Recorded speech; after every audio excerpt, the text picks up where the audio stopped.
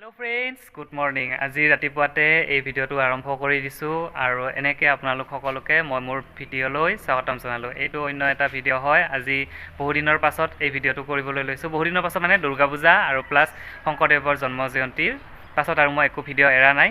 তো এইটো তাৰ পাছৰে ভিডিঅ' হ'ব। আৰু আজি হয় লক্ষী পূজা। লক্ষী পূজা মানে চবৰে ধন দৌলতটো থাকে, গতিকে লক্ষী পূজাৰ সকলোকে শুভেচ্ছা জনালোঁ আৰু সকলোৰে মানে ধনী ধনী হৈ যাওক আৰু সেইটো কামনা কৰিছোঁ। তো লক্ষী পূজা আমাৰ গাঁৱত হয় ওচৰতে, সেইখিনি মই অলপ দেখাব চেষ্টা কৰিম। গধূলিৰ ভাগত যেতিয়া নাম চাম হ'ব বা অঞ্জলি দিয়া হ'ব তেতিয়া অলপ দেখাব চেষ্টা কৰিম। তো এতিয়া মই আছোঁ বৰ্তমান মোৰ ক্লাছ এতিয়ালৈকে ষ্টাৰ্ট হোৱা নাই, চ' ভাবিলোঁ অকণমান আপোনালোকক ইয়াৰে পৰিৱেশখিনিকে দেখাই লওঁ। গতিকে ইয়াৰ আগতে মই আপোনালোকক দেখাব খুজিছোঁ এজোপা খুব ধুনীয়া গছ। কি ধুনীয়া গছ মই কৈয়ে দিছোঁ, শেৱালি ফুলৰ এজোপা গছ। তো এনেকৈ সেইজোপা হয় শেৱালি ফুলৰ গছ এইজোপা। তো খুব ধুনীয়া এটা মানে ভাল লগা পৰিৱেশ। তো গোটেইখিনি মই আপোনালোকক বেক কেমেৰা দি দেখাই আছোঁ। তো চাই থাকিব ভিডিঅ'টো। এয়া শৰৎকাল আৰু এই শৰৎকালত আপোনালোক জানেই যে শেৱালি ফুল ফুলে।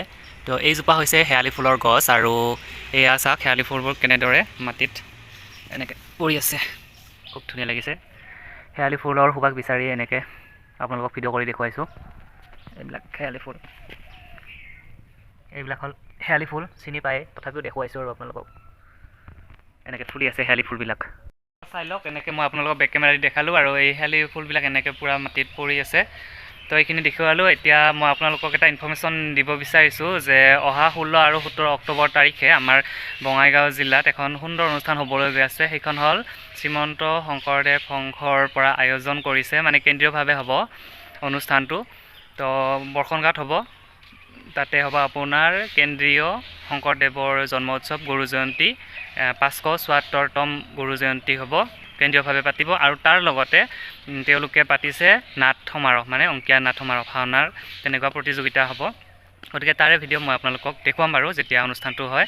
আৰু এইকেইদিন তাৰে মানে কাম চলি আছে তাতে, তো তাতেও মই যাম, তাৰে ভিডিঅ' এটা বনাম বুলি ভাবিছোঁ। সেইখিনিয়ে আপোনালোকক মই বেলেগ এটা ভিডিঅ' কৰি দেখাম বাৰু। গোটেইখিনি কেনেকৈ মানে প্ৰস্তুতি চলি আছে, ইতিমধ্যে মই 2 দিন গ'লোঁ। তো ধুনীয়াকৈ সুন্দৰভাৱে সেইবিলাক চলি আছে তাৰে কাম কাজবিলাক। তো মই আপোনালোকক বেলেগ এটা ভিডিঅ'ত সেইখিনি দেখুৱাম কেনেদৰে কামবিলাক আগবাঢ়িছে। আৰু যেতিয়া অনুষ্ঠানটো সম্পূৰ্ণৰূপে হৈ থাকে তেতিয়াতো মই বেলেগকৈ সেইটো দেখামেই বাৰু। তো আজি এনেকৈ ভিডিঅ'টো ষ্টাৰ্ট কৰি দিছোঁ। যদি ভাল লাগে লাইক কৰিব, কমেণ্ট কৰিব আৰু বহুত বেছি ভাল লাগিলে শ্বেয়াৰ কৰি দিব। আৰু মোৰ আগৰ ভিডিঅ'সমূহ চাই কেনেকুৱা পাইছে সেইটোও জনাব, লগতে মোৰ চেনেলটো ছাবস্ক্ৰাইব কৰি দিব। আৰু এতিয়া অলপ পাছতে মোৰ ক্লাছ ষ্টাৰ্ট হ'ব যিহেতু, তো বেছি এনেকৈ আৰু ভ্লগ চলগ কৰি নাথাকোঁ, ভাল নালাগে যে। তো ইতিমধ্যে মোৰ এজন ষ্টুডেণ্ট আহি পালে, এজনী। এয়া টিয়াৰা। হাই কৰা টিয়াৰা। হাই। অঁ, টিয়াৰাক আপোনালোকে অলৰেডি দেখিছে মোৰ আগৰ ভিডিঅ'বিলাকত। এইজনী টিয়াৰা আজি বহুত দিনৰ মূৰত আহিছে না, 2টা ক্লাছ মিছ হৈ গ'ল। তো তাই আহিছে আৰু আহি আছে। তো চবে অহাৰ পাছতে ক্লাছটো ষ্টাৰ্ট কৰি দিম।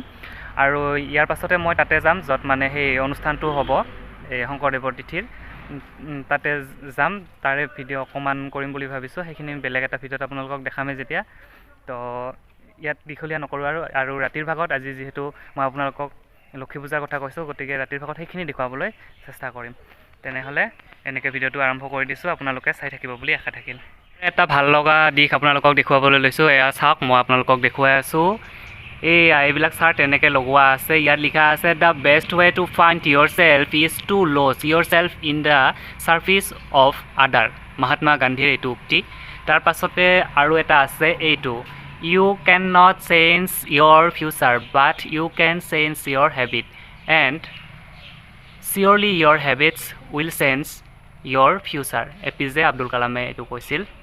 তাৰ পাছতে মই আপোনালোকক এয়া আৰু এটা দেখুৱাই আছোঁ, the best sentence by Swami Vivekananda, take risks in your life, if you win you can lead, if you lose you can guide. তাৰ পাছতে এইখন কাৰ ফটো, এইখন হ'ল মহাপুৰুষ শ্ৰীমন্ত শংকৰদেৱৰ ফটো। আৰু ইয়াতে তেখেতৰ জন্ম আৰু মৃত্যুৰ চনটোও দিয়া আছে, 1449 জন্ম আৰু মৃত্যু হ'ল 1568। তাৰ পাছতে এয়া আমাৰ ডক্টৰ ভূপেন হাজৰিকা, সুধাকণ্ঠ ডক্টৰ ভূপেন হাজৰিকা, তেখেতৰো ইয়াতে জন্ম চনটো দিয়া আছে 1926 আৰু মৃত্যু হ'ল 2011। এনেকৈ আৰু দেখুৱাই আছোঁ। এয়া হ'ল ডক্টৰ মামণি ৰয়চম গোস্বামী, তেখেতৰো ইয়াতো চনটো এনেকৈ উল্লেখ কৰা আছে জন্ম হ'ল 1942 আৰু মৃত্যু 2011 তাৰ পাছতে এইটো এটা ৱালঘড়ী আৰু এয়া পদ্মনাথ গোহাঁই বৰুৱা আমাৰ অসম সাহিত্য সভাৰ প্ৰথম গৰাকী সভাপতি আছিল আৰু এখেতৰ জন্ম হৈছিল 1817 চনত আৰু মৃত্যু 1946 চনত তাৰ পাছতে এয়া দেখুৱাইছোঁ বিষ্ণুপ্ৰসাদ ৰাভা তেখেতৰো ইয়াতে জন্ম আৰু মৃত্যুৰ চনটো দিয়া আছে 1909 চনত জন্ম আৰু মৃত্যু 1969 চনত হৈছিল তাৰ পাছতে এয়া জ্যোতিপ্ৰসাদ আগৰৱালাদেৱৰ ফটো জন্ম 1903 আৰু মৃত্যু 1951 তাৰ পাছতে আৰু এখন আছে নলিনীবালা দেৱী 1898 জন্ম আৰু মৃত্যু হ'ল 1977 চন তাৰ পাছতে ইয়াতে এটা এনেকৈ ধুনীয়াকৈ লিখনি আছে talk you yourself once in a day otherwise you may miss meeting an excellent person in this world তাৰ পাছতে এয়া আমাৰ সাহিত্যৰ্থী লক্ষ্মীনাথ বেজবৰুৱা জন্ম 1868 আৰু মৃত্যু 1938 চন হ'বলগীয়া অনুষ্ঠানৰ এটা সুন্দৰ ঝলক প্ৰস্তুতিকৰণ কেনেকৈ চলি আছে এইটো দেখুৱালোঁ কাম কৰ ভাল কৰে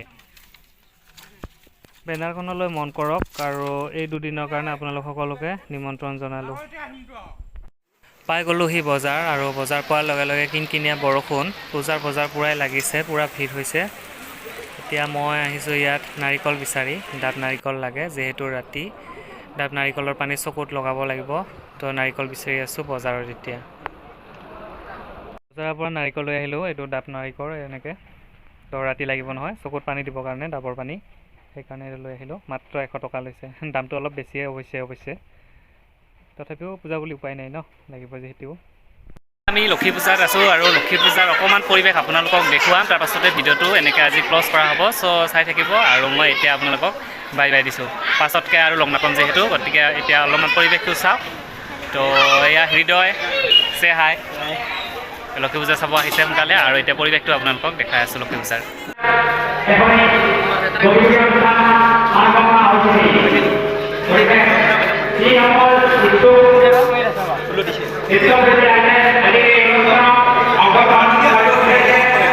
Terima kasih.